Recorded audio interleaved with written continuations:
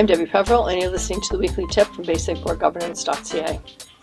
Today, I'm talking about a board's obligation to think about how their decisions are going to be perceived in the future.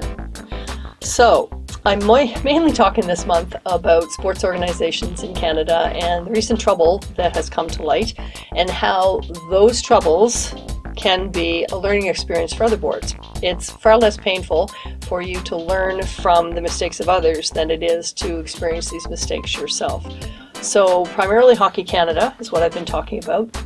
They have had their entire board being forced to resign because their funders pulled out, their sponsors pulled out, didn't support the board in their endeavors. So that's very serious. It's not a common event for a board to pretty much all resign because they're under so much pressure. So how is this avoided? A number of ways, which I've talked about earlier this month. But today I'm focused on looking at how things are judged kind of in the future, because public perception changes. So my go-to example here is smoking. I have used this example in governance training I've been doing forever. When I attended university, it was permissible to smoke in class. Our professors smoked, we smoked. There was a pall of smoke in a number of the buildings I attended at the university I went to.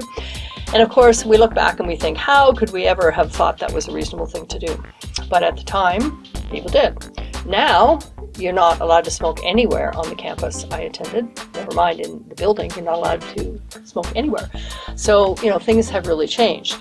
The same thing has gone on with anything to do with a sexual assault, alleged sexual assault.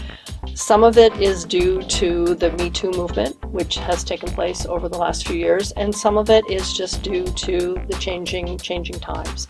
So when Hockey Canada made the decision around an alleged sexual assault, which happened years ago, they made that decision in a different environment than the way it's being perceived now. And this is always a risk to a board.